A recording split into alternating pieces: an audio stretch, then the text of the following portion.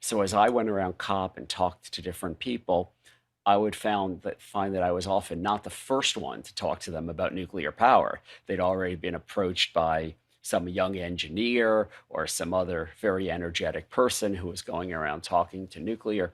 And given that there were over 30,000 people there, this was a lot of conversations that were Yeah. clearly happening since most people I met, or so many of them, had already been touched by someone in nuclear.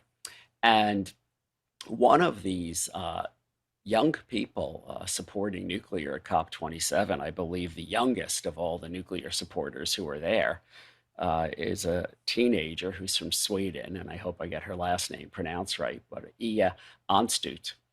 And she's a 17-year-old high school student from Sweden who obtained a Blue Zone pass for COP27 and was there under the banner of Nuclear for Climate. And she was on that panel that you were talking about. I was privileged to be on that panel too. And she was one of the people communicating in a WhatsApp chat group among the nuclear supporters at COP27 about what was going on. And behind closed doors, the negotiators from the 196 countries were trying to come up with a finalized text. And they got to within about an hour of when it looked like the final text would be released, what they called draft two. And if you were creative enough and looking online, you could find draft two, Hmm. with which Ia did, and looked at the energy section and saw the word renewable and the term renewable energy, but nothing else. And when people think of renewables, they mostly think of wind and solar. They don't think of nuclear. They don't think of hydroelectric even. And it seemed to exclude nuclear from the energy provisions of the final statement that was about to be finalized. And that's relevant because, from what I understand, within this loss and damage file, there's some Right. anxiety amongst global north countries. We don't just want to send crates full of cash. We want to tie some of this loss and damage reparation funding to particular projects. So there's less opportunities for corruption and grift. Is that correct? Is that why it's relevant? that that's definitely my read, and it's also relevant because the final statement from COP27 is the starting point for what will be written at COP28 and in other places. And if you're leaving out nuclear, you're starting, as I said, at 1/3 millionth of where you can start on some projects of how much energy you can produce. So, my sense from Ia was that she was disappointed that she wished the final draft was not focused on nuclear, that it had used a term like clean energy, that or non-emitting energy or low emitting energy.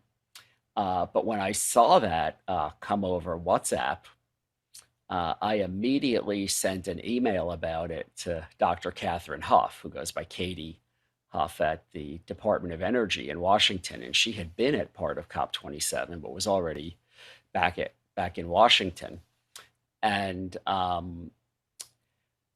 she immediately hopped on this. It was on a Saturday, and she immediately responded and said she's on it. And she replied with a CC of Dr. Kirsten Cutler, who I also know from the State Department, who deals with nuclear energy issues and had also been at COP27. And they started to work the issue. And I let Andrew Smith at the American Nuclear Society know this was going on. I was there under a badge from the American Nuclear Society at COP27. And he asked if he should let Craig Piercy, the CEO of the American Nuclear Society, know. And I said, of course, I know Craig very well. And then Craig reached out, contacting someone from the White House who's working on climate issues and COP27 issues. And the last hour ended up being about 3 hours before the final statement was finalized. They went well into the night on Saturday into Sunday morning in Sharm el Sheikh. And then the final statement came out, and it was paragraphs 12, 13, and 14 of the final agreed to statement from 196 countries that focused on energy. And all of a sudden, the wording was changed and improved in many ways, including terms like low carbon energy, including renewables, and terms like clean energy. So clearly was not only renewables, can include more. And that's not only good because we like to see nuclear available to meet the goals uh, of net zero, of meeting COP27's climate goals, but also, as you said, because another part of the final statement was setting up this loss and damage fund that countries are saying trillions of dollars will flow through these mechanisms in the coming decades. To exclude nuclear would be quite the thing, not only on not reaching climate goals if we exclude nuclear, but cutting out a whole industry that has a lot of people that have a lot to offer.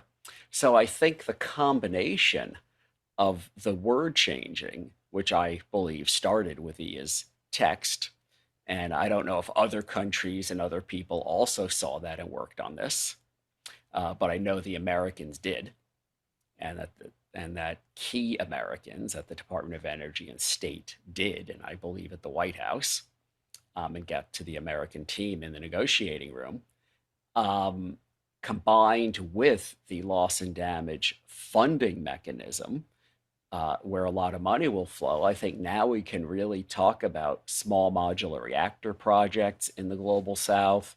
We could talk about large reactor projects and regional programs that cross borders. We can talk about all kinds of things relating to nuclear that wouldn't have been allowed under the wording of draft two that EA had very quickly put in the text. And real kudos to Katie Huff at DOE for jumping on this on a Saturday.